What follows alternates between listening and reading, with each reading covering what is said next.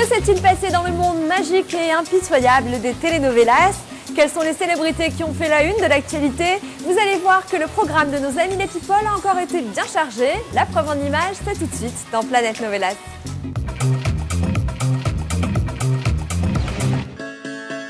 Miami, en Floride. La cité magique est devenue le Hollywood des telenovelas, car c'est ici que se tournent beaucoup des séries que vous connaissez bien, Marina, Portée disparue et bien d'autres encore. Des séries qui s'exportent partout dans le monde, normal donc que l'un des plus importants studios de doublage se soit installé ici. Que ce soit pour Primera Dama ou encore La Reina del Sur, Universal Labs of America s'est spécialisé depuis 8 ans dans le doublage en français des séries sud-américaines. Grâce à Pascale Valli, une comédienne originaire de la Côte d'Azur, nous avons pu pénétrer ce studio de la banlieue chic de Miami. Alors, comment ces comédiens de l'ombre travaillent-ils? Qui se cache derrière vos héros préférés? Enquête sur l'univers du doublage des telenovelas à Miami. Tu te rends compte? Ça ne lui a pas suffi? Vous ne connaissez pas son visage, mais vous connaissez sûrement sa voix. Pascale Valli interprète en français le personnage d'Estrella Soto dans la série Première Dame. Finir par devoir démissionner. Allez, hein, on y va, sois pas bête. Et puis t'es toute belle, tu es super belle même. Ne sois pas aussi nerveuse, Paula. Et puis c'est juste une réunion, tu sais. Ok. Allez hop, c'est rien. Dans Première Dame, Pascale Valli prête sa voix française à la mère de l'héroïne, Sabina, une séduisante jeune femme prête à tout pour charmer le candidat à la présidence chilienne et devenir la première dame du pays. Les acteurs ne sont pas des acteurs de seconde zone, voire troisième zone. Ce sont vraiment de grands acteurs que j'ai découverts, qui jouent divinement bien.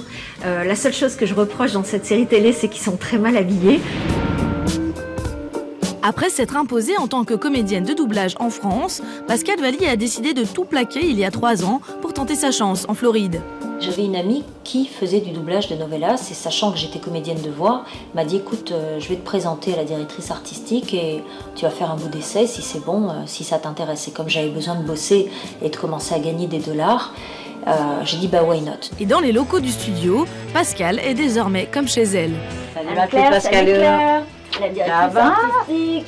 Comme tous les jours, elle s'installe dans l'une des 4 cabines d'Universal Labs. C'est là qu'elle enregistre les épisodes de Première Dame. Non, nous n'avons pas encore perdu. Non, nous n'avons pas perdu, je ne l'accepte pas. Non, sincèrement, je ne l'accepte pas. Attends que les gens découvrent qu'ils sont réellement. Attends juste, tu verras.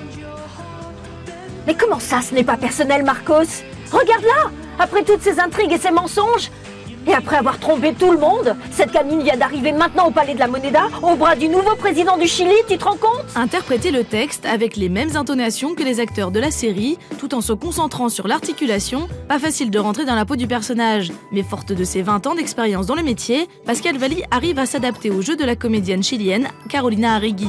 C'est une actrice qui joue vraiment divinement bien. Elle a un seul gros problème, c'est qu'elle parle très vite. Et donc, il faut que je parle très vite. Je l'appelle toujours mon petit moulin à paroles. Elle parle très vite, mais en revanche, elle dégage des émotions énormes, et ça, j'adore. Elle passe du rire aux larmes, de la colère aux éclats de rire. Et quelquefois, quand elle pleure pendant une grande séance, et je suis tellement dans la peau que je me mets à pleurer moi aussi.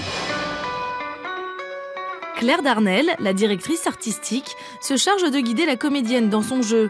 Doubler toute une série demande pas mal d'attention et surtout beaucoup de temps.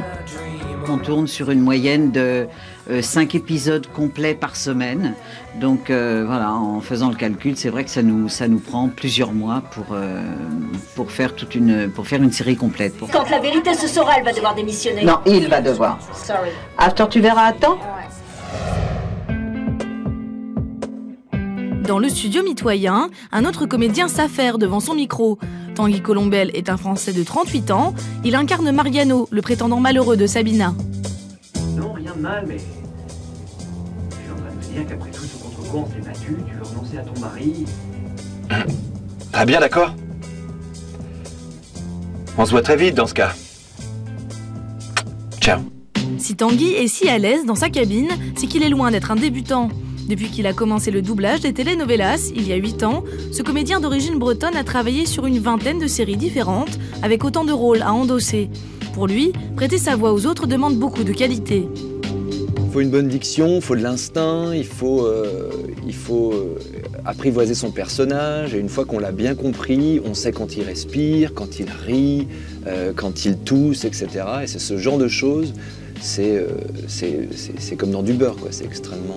c'est même plaisant de faire du doublage, quoi. La vérité, c'est que j'ai été amoureux de Sabina. Et j'étais prêt à m'engager avec elle, mais je me suis rendu compte de qui elle était réellement.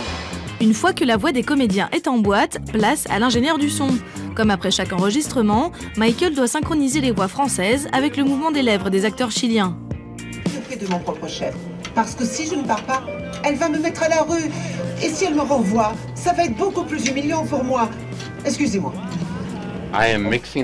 Je suis en train de mixer le dernier épisode.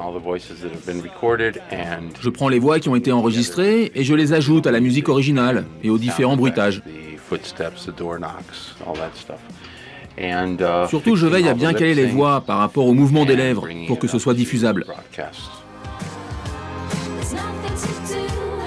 Après cette étape cruciale, les épisodes sont attentivement vérifiés par notre directrice artistique.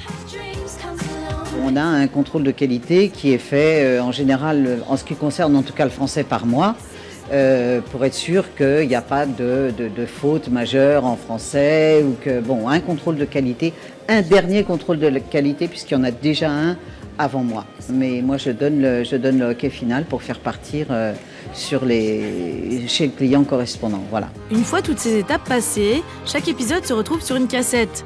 Vous savez maintenant comment les chaînes de télévision peuvent diffuser Première Dame en version française. Je veux savoir si c'est vrai que vous avez détruit son mariage. Non, Estrella. Parce que si c'est vrai, c'est aujourd'hui que se terminent tous ces mensonges.